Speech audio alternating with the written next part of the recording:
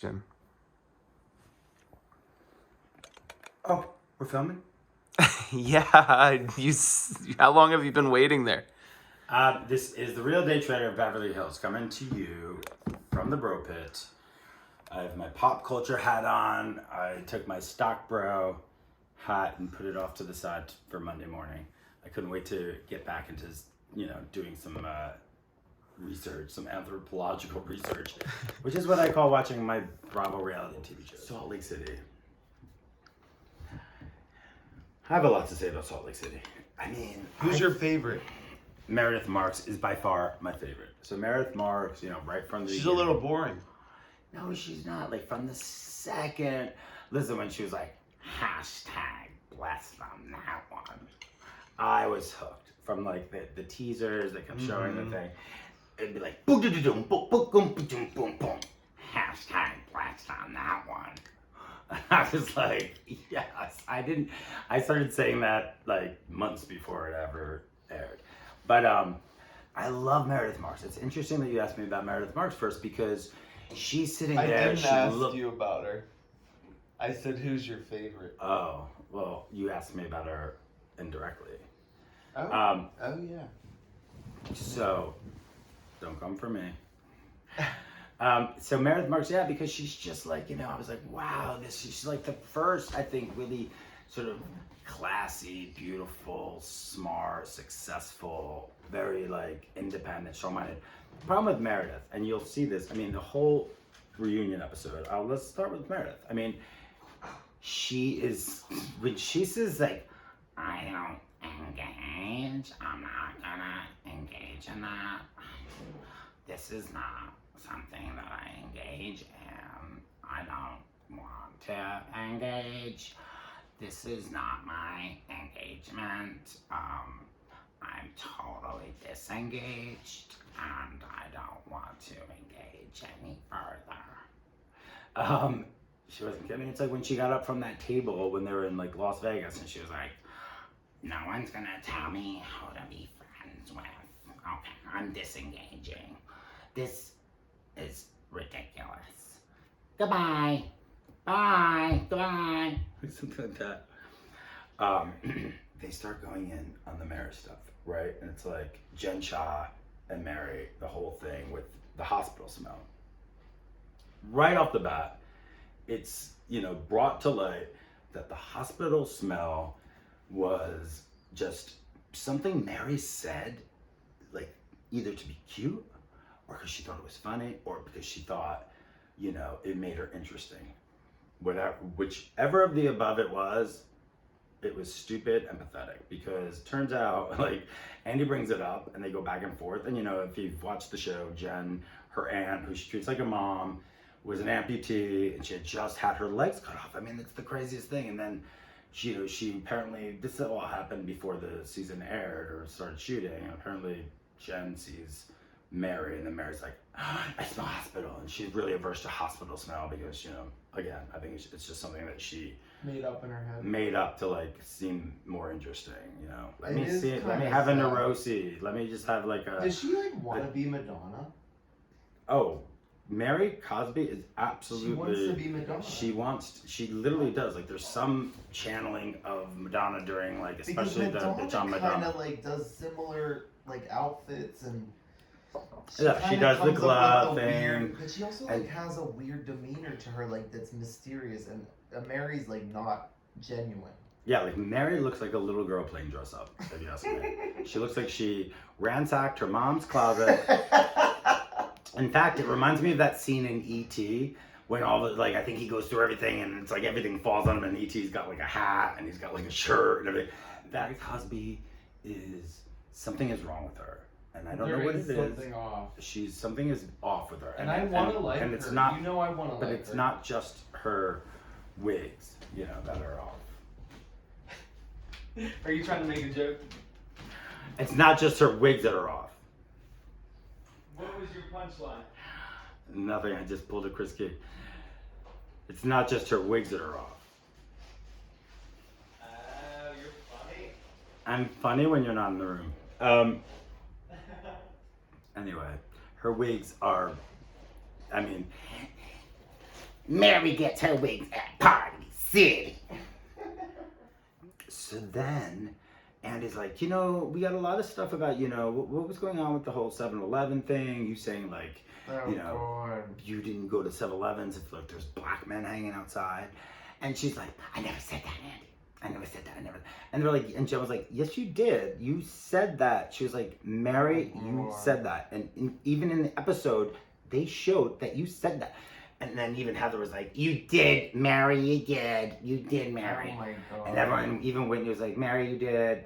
Yeah, and I think even Lisa was like, yeah, you did. Yes, you did. You did, Mary. You did, Mary. I do remember that, Mary. You did. That was a decent Lisa. And so the mayor was like, I didn't say that.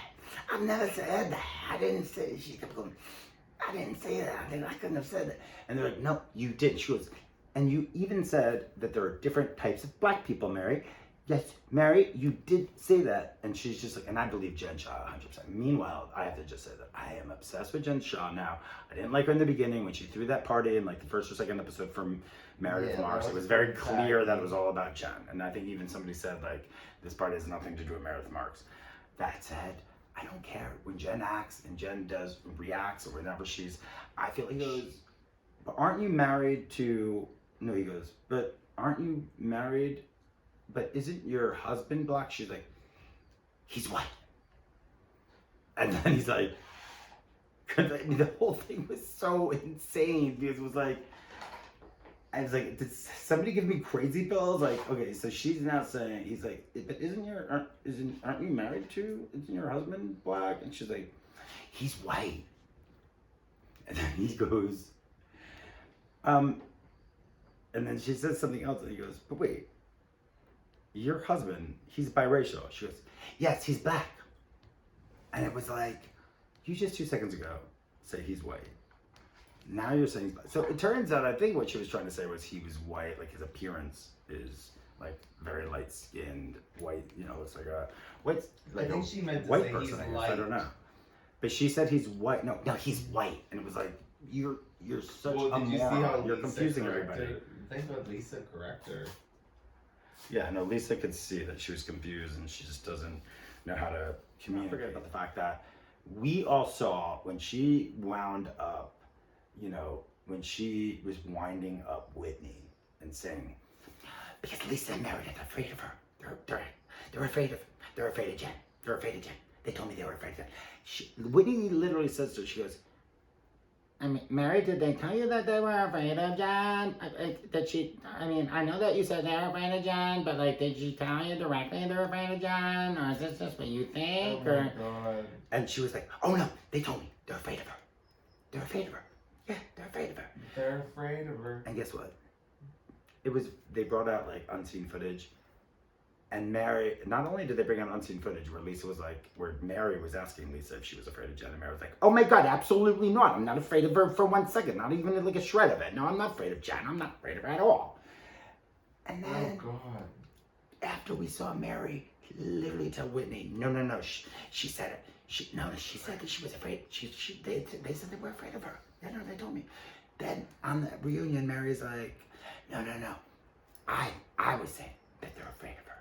And I was like, no, that's not what you did. You are a liar. You are supposedly a woman of God. You are a liar. Like, you just are, that's just a lie. I mean, she's just like, if she's going to continue with pretend amnesia, don't say that. Don't you ever say it. Remember? Yes. Remember when Denny on Beverly Hills was like, coming for Erica and was like, I mean, if you're going to continue with this pretend amnesia, she's like, did you say that? Did you ever do that? Did you ever say that? Did you ever do that again? Did you ever talk about that ever again? Don't you ever call me? Don't ever accuse me of having pretend amnesia. I may not remember what happened, but I tell you right now, there's no way that I would ever claim pretend amnesia. There's no way I would ever. If I don't remember, that just means I don't remember it. Don't you ever do that. Don't you ever say that again. Don't you ever call me that I have pretend amnesia. It was like, yeah, that was hard. Anyway, that was just fun to do. It's even crazier. Then they're like, I am pretty sure, and like I have to watch the season over again, but I'm pretty sure that she led us all to believe that the grandmother was like, right? The grandmother was like, one of my like, first of all, the grandmother had a daughter, but it wasn't good enough. The grandmother is married to this guy, Robert Sr., right? Apparently he's only 18 years older than Mary, which means he must have been much younger than the grandmother, and he was probably around the age of Mary's mother. And apparently, like the way they led us to believe that, like in the beginning that of the series, that Mary's grandmother basically said, "Listen, I need Robert Sr. to be with one of my young girls because I want somebody young who can take care of him and treat him right." And I guess she liked the age difference. Like, you guys will be young enough to like satisfy him and do whatever he needs and blah blah blah. And if you do that, you'll get everything. That is how they put it, right? It was almost like a trust set up to. So so then it's not clear. So then Andy's like, we've got one of our fans has tweeted a question saying, Mary, like, is there any receipts as far as this goes? Was it like put into her will that like that you had to marry him and whoever married him? And she's like, no, it wasn't. There's no receipts. No, there ain't no receipts. Then it turns out Mary was married when the grandmother died. She had a husband who clearly she probably dropped like a hot potato because she was like, let me get Robert Sr. now and then all my grandmother's assets. Then Mary's like, well, and then she claims that it was like irreconcilable differences, and that's when she basically started to fumble over that word, and I was like, God, she can't even, but whatever, maybe she's nervous. And Heather get into it, and it's nonstop. It's so over the top. It's like, Heather is basically saying that Lisa wanted nothing to do with her and claimed she didn't know her, and then then there's a story that like, well, you suggest her as someone who would be an asset to the show, and so then the implication there was like, well, if you suggested that she'd be good for the show, then you must have known her. And then Lisa's like, listen, I met her on this day and blah blah blah, and yes, I did suggest her, but like I didn't know her through school and this and that. Like, I mean, it's like the same thing that you get when like Phaedra was claiming to have known Nene in Athens, Georgia. And Nene was like, I didn't know you. Okay, I didn't know you. I knew of you, but I didn't know. Jesus Christ, Whitney! Like, Jesus, like, don't you like, born this party was like Sharifa, like, this is like the first party I've thrown in 25 years. Whitney, you knew how important this was. Jesus Christ, what the fuck is wrong with you, Whitney? You're so fucking. And Whitney was like, I just thought that you would want me to. Jen, I thought you'd respect me if I just came to you really quickly and told you what I was thinking and what I had been hearing. I didn't know that it would be a problem. I was just really trying to like let you know that I was like on your side, and I was never gonna like. It's like, this is not the fucking time when you like another fucking Sharif's party. I didn't even fucking see him. Like, he's been home since Saturday. God fucking damn it, Whitney. Was that a good Jen job? It was a little bit. I think you just needed to go more in her voice, actually. Jesus Christ, Whitney! Like, what the fuck are you doing? Like, this is a waste party, Whitney! That was it. Told you how important this party was. God damn it, Whitney! Like, you come up to me in like the worst fucking time. Like, I didn't even fucking know. Like, Sharif hasn't even been home for 25 fucking like since Saturday night. The fucking marriage is like the thing. And like, anyway, that's gonna end up on the cutting room floor, I think. But wow, that took a lot out of me. Hey. Hey there. God, it's like pulling teeth just to get him to watch 2 hours of me filming my thoughts on the house. And then Lisa comes over to Meredith and is like, because basically Heather's just ripping Lisa to shreds, saying like, you want nothing to do with me, you're a mean girl, you're this, you thought you were too cool for me, blah, blah, blah. And Lisa was like, oh my God, Heather, I never said any of these things. Like, what? You know what, Heather? I'm such a good friend. Like, da, da, da. And Heather was just like, you know what? I don't like you. Like, and you know what? Now I'm getting, basically Heather was like, and now I'm getting DMs from Rihanna and you're regretting it. And I just feel like after watching the whole thing was like, you know what? Like, I actually think that Lisa isn't a bad person. I think that she's kind of... I think she's like a wannabe, like, successful Warren Buffett. That's what she said. I actually think Lisa would be like, if you knew Lisa, you'd love her. I think we'd all love her. Like, she'd be a really good friend. I actually feel like she's got a good life. She's happy. She's successful. But I think she probably does give airs of like, okay, so my final assessment on that whole situation was, I think that Heather's insecurity has gotten the best of her. And I think that when there wasn't something there to be sort of ripped part, there wasn't really something there to be scrutinized, that it wasn't really all that. I think Heather, because she's always felt like she was like odd girl out, heavy girl, the girl that nobody really, whatever, the way that she portrayed herself, and I believe all that to be true. I loved Heather. I felt bad for her and was like, that sucks. And of course, nobody wants to see somebody like, but I didn't think that like Lisa was really giving her the cold shoulder. So I thought Lisa was actually just kind of like treating her like anybody else that but you don't, you're not the first one that you're gonna run up to the party and be like, oh my God, how are you? So I just wanted to say that I thought Heather has gotten way too big for her britches as far as whatever her fan base is, Rihanna, this and that. I think like Heather is totally gassed up now, and I think the way that she came for Lisa was so intense. And she also came for, it's funny because I guess maybe we're seeing a transformation in Heather, but she also came for Jen Shah. Remember, I don't know if you remember in the last episode, she was really making Jen Shah work for it. She was like, I need you to say this. I need you to say this. No, I want to know. And Jen kept saying like, okay, I'm sorry. Like, what do you want me to say? Like, I'm apologizing. Like, no, I need you to make it. I need to know that it's true. I need it. Like, it was crazy. I remember she was just like beating her down. She did the same thing to Lisa. And I was just like, you know what? Heather seems mean. She seemed like a bully to me. I mean, it was like, to me, I felt bad for Lisa. Like, Lisa was literally unraveling.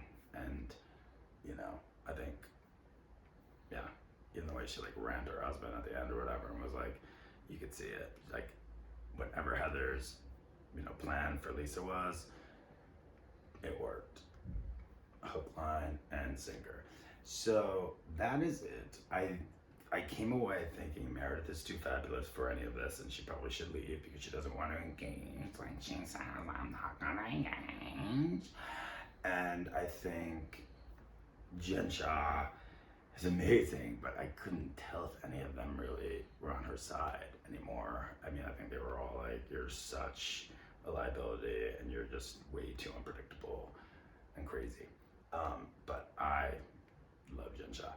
And then I think Whitney didn't have much. Meredith and I have been friends for a really long time. That's and it. you know what? Like, don't ever say that I'm not. Meredith is my best friend. Okay, like, Meredith, haven't I been a good friend to you the entire time? 100%. 100%.